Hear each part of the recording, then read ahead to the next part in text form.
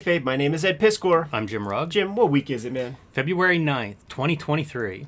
Great week of videos this past week. It was a tremendous recording session that we had. Man, I look forward to them every freaking week. And if you're not a King Kayfaber on our Patreon, you might want to consider becoming one. Because if we pull off what we have planned, it's going to be the most historic videos we've ever recorded. I think we'll be known for these specific videos that we're intending on recording today. Just piling the pressure on today's recording session, Ed. Knocking on wood all day. Yeah, it's going to be an awesome one. It was definitely a fun week in prep, knowing what we have scheduled. So yeah, it should be a great day. Yes. So with that in mind, I want to tell everybody to go hit up our Patreon, patreon.com/Cartoonist Kayfabe, I believe. That is right. Yeah, hit it up. King Kayfabers get early access, not just to our videos, but even to the recording session. And you can bet once we go to that live recording session, we will be talking about today's video plans and getting some feedback from the King Kayfabers as we have the last several weeks. That's just it, man. We typically tear down once we're done with our little recording session here, break down for about 15 minutes to go set up in the other room, and then divulge the guest so that we have ample time. It's about 7 a.m. on the East Coast right now. We're going to be recording till about 11:30 on the East Coast, which will provide many opportunities for the King Kayfabers to join the chat and give us their feedback, and I'm sure they're going to have a lot of questions, because I have a lot of questions that I intend on giving our guests, should I say? Sure, guests. There's a couple. Yeah. And to ask 35 years worth of questions, to have the chat room help narrow things down a little bit ain't going to be a bad deal. No, and of course the other benefit happens again. We talk about a book early. All those books disappeared from eBay this week before the videos actually went live to the public. Yes, it's true, man. That Domu disappeared, man. Like I was watching those on eBay for a while. They've been sitting there. And I'm like, people just don't know about this, because I think if I would have discovered it existed, we're talking about that hardcover Domu. Very oversized, I guess size of the original art. Yeah. It's like a different book. As great as Domu is, this is like Domu Master Edition or something. Right.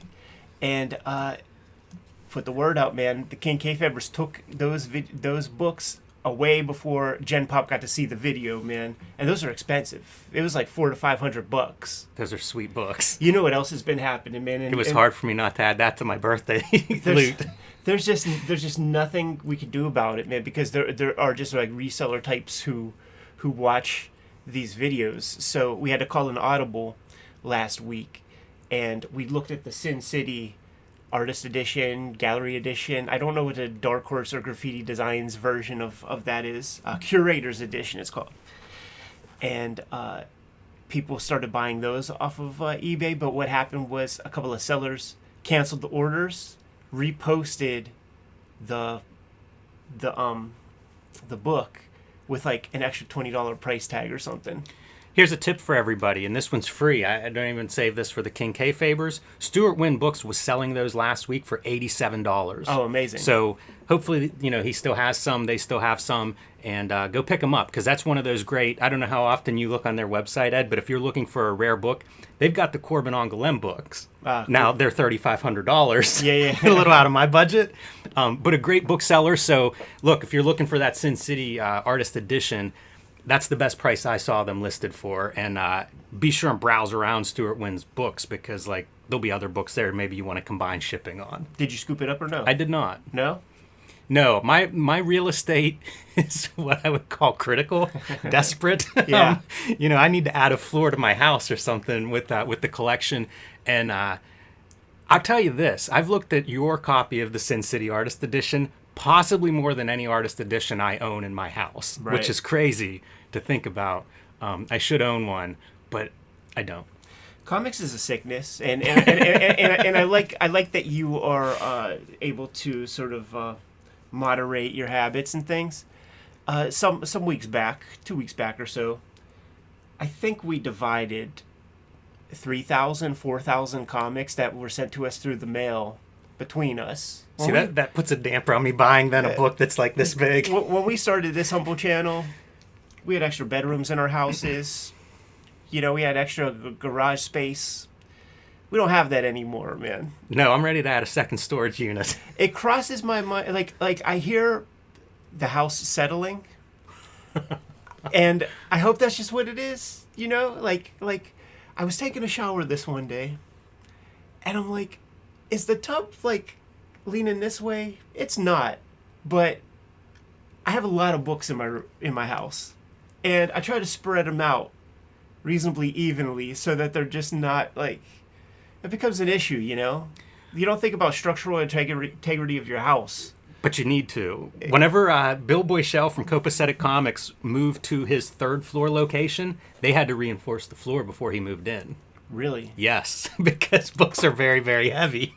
And that's not typically how an old building, may not quite be constructed for that. So, yeah, man, it's a real consideration. I think about that as you may be expanding to a second floor here. Yeah.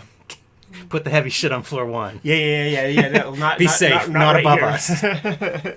Not right there. Yeah, for sure. So, with all that being said, man, spreading around 4,000, 3,000 books amongst us, I still bought some things, man. And we talked with Brian Bolland. We did a video on that absolute Batman killing joke, really highlighting those Alan Moore scripts, and I've been enjoying those. And since we recorded last week, man, I got a couple books in the mail. I got a hold of that From Hell Complete Scripts. This is called Complete Scripts Book 1. It's the first 3 issues of what comprises From Hell. It's over 300 something pages long. It has some sketches in there. Has a little bit of photography that Alan Moore pulled as reference or something. Pretty cool. And the new Ballad of Halo Jones omnibus recently came out, and there is a script in the back for a portion of Alan Moore's contribution with a bunch of his notes and things like that, man. So if you're into the script thing, which is where my head has been the past couple of weeks since I got hold of that Absolute Edition, there are 2 more places to get some Alan Moore scripts. I saw so many comments this week from Kayfabers picking up that Absolute Killing Joke edition after our videos. In a way, we've done a couple videos on that subject now. Yeah. Talking about the script and extras in it, and also comparing the pages. And the feedback has been, I always enjoy whenever you see a bunch of the Kayfabers picking up the books we're talking about, because it's the engagement there. Right. But I think it's one of those things where people don't realize the resources that are there. And those videos really pointed that out. I mean, I didn't know that stuff was there either before we got the book out and started actually talking about it and looking at it. And it's an amazing resource. Like, we did that secret video, and I talked about how this is interesting if you kind of draw your scripts, right, to then go back in and kind of look at it through the text, lens. And I did that this week. I had a 2-page week, got sidetracked working on a cover, probably revealed next week. Right. But going back in with the text, it's my best pages so far in this new story. So I don't know whether that secret is the reason, but it does feel like it's one more tool to apply if you're not happy with where you're at, or you're kind of struggling with these results. And that all comes from just looking at the Moore script and thinking about how do you apply this kind of craft to your own work. Yeah, it really fascinates me. It seemed like something clicked in you while really we were just did. having a conversation off camera. Really, it might be just for the King Kayfabe saw it on our live recording stream. It was something that we had back and forth, and then we had to call an audible and pull out something fresh to talk about for an episode. And it was like, well, let's just do that conversation again on camera and have some visual aids to go along with it. Yeah, and another tease for today's recording session is, we did the Spider-Man bootleg a couple of weeks back, and that thing sold out and went through the roof on eBay. We're doing a pile of kind of obscure comics for one video this week, so it's another one of those advantages. If you have that King Kayfaber level subscription, you're going to get to see if any of these books speak to you before they might get hard to find. Yeah. So I'm pretty excited for that video. That's been a fun week of prep. Jimmy, I had a 7-page Wow. week. I had a 7-page week, man. And on Sunday, I wrote 10,000 words that I provided to the editor. I was writing from sunrise to sunset, the second I woke up to the second I went to sleep, to just bolster the secret project that will probably be announced within a week or two. All I want is the Amazon pre-order button to be available, and then I could release the hounds and stuff. But there was one page of Red Room in that mixture. Look at that silhouette. I know you like that, Jimmy. I do. And then just some good gore. That's a good note to leave on for a while. I have to spend my February on Project X because the turnaround is incredibly fast. Like, we decided upon it mid-January, and in order for it to be an end of the year 2023 Christmas available release, we have to send that thing to press in March. So, like, I am working my ass off on that thing. Totally changed trajectories. So I can't show these pages off. I was hoping that it would be a thing where, you like, we got these lights behind the computer and the camera there. Like, man, wouldn't it be good if that could kind of shine through and you could kind of see. There's some blue line that you could see, but man, if you could see through that, it would tell the story. Yeah, I was very impressed with the piece you sent me. Yeah, some new, lots of new artwork being produced. We'll leave it at that for now, man. But I made a comment because we were trading art back and forth this week on text, and it feels like we're really applying lessons from Cartoonist Kayfabe in our pages, which is how it should be. It is. I would hope, but it's nice to actually see it. Like you jump projects, and sometimes that's that lateral move. I always think of Mike Mignola when he goes to Hellboy, and it's like, oh yeah, leveled up on spotting blacks. Sometimes that new project is where you get to apply those lessons. Clouds used to talk about it with when he was doing like a Velvet Glove cast in iron. By the end, he was a much better artist, but he wanted the art to be consistent. So, like, in a way, you're drawing with one hand tied behind your back because you want it to all work as a graphic novel. When you switch to that new project, you can apply all those new ideas. Yeah, it's true. Totally, man. What else do we got going on? We have Comics Pro coming up, and we're probably going to record the keynote next week. Okay. Because we need to do a video of that. But I've been thinking about it, making all kind of notes, different directions. There's so many ways to go when it comes to, like, let's talk comics retail and comic shops. And man, I'm not sitting here without comic shops. You know what I mean? So it's going to be there's going to be some love lettering going on there. But it made me think, you guys watching this, you probably feel the same way. To be a devout comics fan, I feel like you probably had access to a good comic shop somewhere along the way. I'd like to see some of the Kayfabers make some posts about these. Write love letters to some of these comic book shops that really affected your life. Let them know. Immortalize some of these places. Because, like, my first several comic shops, none of them are around anymore. Yeah. They live in my memory, and I'm sure in the memory of thousands of other people that learned to love comics there. But kind of post those around. Like, it's possible maybe we'll read a couple of those in the course of the keynote speech. Not sure exactly how that's going to shape up. But it's one of those things that I thought of this week, and I thought I'd throw it out to the audience because I know I'm not the only one that loves these comic shops. I do see posts now and then, people get excited whenever they hit a comic shop, a new shop, and come home with those spoils. So take a minute this week and write a social media post about your comic shop or about a comic shop that really meant something to you. Yeah, man. Forthcoming in July, man. We're going to do our Cartoonist Kayfabe comic book Christmas in July again. I hope you guys are saving up your doubles or spreading a little bit of loot around in those dollar bins, man, to have your little grip to take around town and drop things off in those little lending libraries. That was one of my highlights of 2022, man, for the Cartoonist Kayfabe channel, was sort of promoting that idea and then seeing how everybody sort of showed up for that. And the fact that we were able to spread comics throughout our communities in a pretty big way, I think that's Johnny Appleseed, man. That's sowing the seeds where people are going to then, some of them, a percentage of them, will be interested and go visit a comic shop. I absolutely know that I would if I would have been a kid and saw that stuff. We put out some good things this past year, man. Like I put a Kira in one of those. Yeah, that's amazing. This year, like, I upgraded. Like, I felt self-conscious because you made note of my well-read Dragon Ball. That was a badge of honor, Ed. That was a compliment. So I upgraded a little bit, and I'm like, okay, I'll get give somebody my well-read one. Can you imagine being a kid and finding Dragon Ball in that local library? It could be life-changing. Yeah. It would have totally changed my life to stumble on that whenever I was about 8. Finding that Comics by Les Daniels book in my library was absolutely transformative. I think it really helped put me on a path. Before that, in my elementary school library, there was How to Draw Comics the Marvel Way, and nobody else got to take that book out. I just took that out relentlessly, and I was already a comic book head, but there's some deep cut characters in there, some deep cut drawings. I'm just like, I don't know who these guys are, so that it put me on that path to hunt for that, because when you're literally in first grade, second grade, that's the concern. It's not this artist or that artist. It's I want to know more about this weird character or that character, or this evocative Gene Colan Tomb of Dracula panel. What's the next panel? Because that looks like this guy's about to get fucked up by a vampire bat. That type of shit. Yeah. It's funny how those things work, man. But it sets you on the path, no doubt. When you come across the right comics, and man, the way this channel is progressing with stuff.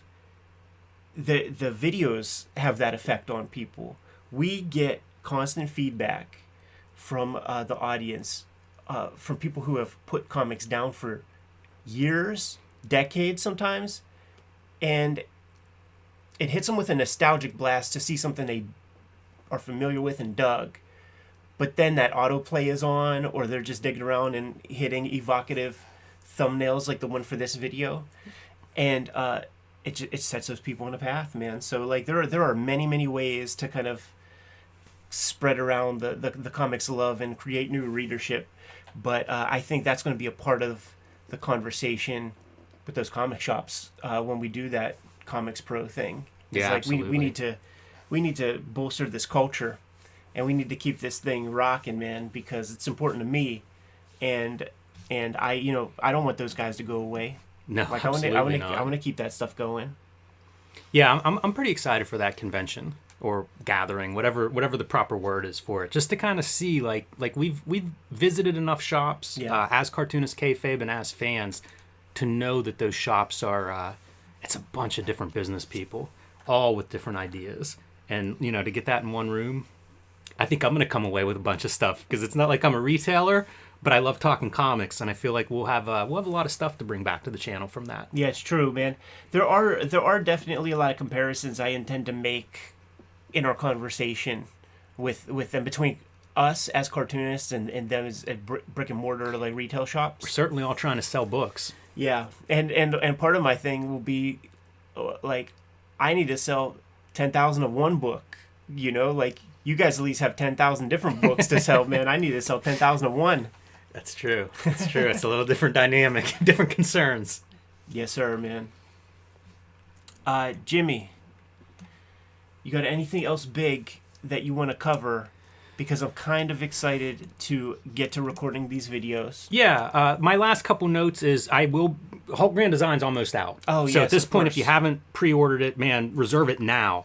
And I will be at Phantom of the Attic in Oakland on the day of release. That's February 22nd, I believe. I'll be there signing books. I printed up some Street Angel posters that I will bring to signings, because I'm also doing a signing at 4-Color Fantasy in March. I'll have the date for that. I think it's around St. Patrick's Day. Green is the theme that day.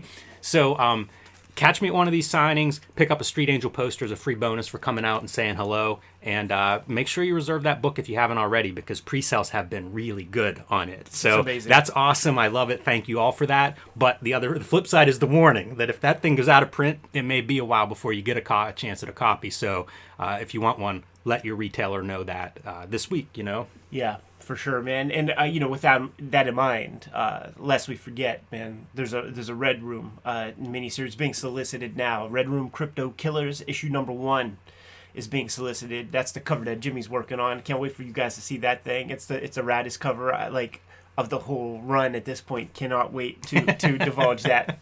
Yeah, you guys can start speculating in the comments as to what that one is. Did you get more inking done? I did get a little bit more done, and it's coming along. It's a fun one. I think people are going to love it.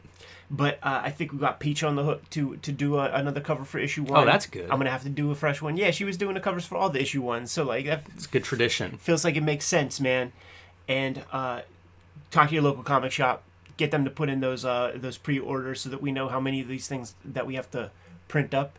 Man, it's so funny, all these spinning plates that I have going on, because I got Project X that I'm working on, spending most of February, so it's going to take a chunk out of the Red Room production, but I still have to do covers for Red Room for the solicitations.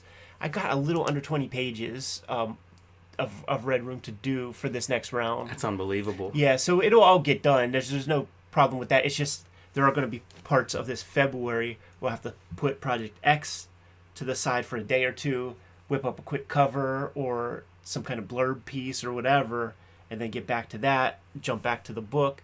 I showed you that one page. I have only 3 pages left of this particular issue, so it's like I just really want to get that done. That's hard to leave with. Just 3? Yeah, that's tough. Yeah. I thought you might squeeze that one out in the first half of a week or something. Yeah, listen, man, you can't do better than 7 pages. It's true. Anyhow, man, let's break things down, Jimmy. Let's head to the other room. King Kayfabers, join that Patreon. Join us in the chat room. Cannot wait to divulge the guests, plural, that we are scheduled to have later today. We're going to be recording until about 11:30 a.m. Eastern Standard Time. And please, aid and abet us in making sure that those videos are the best they can be. Jimmy, if you're good, I'm good, man. Why don't you give those marching orders?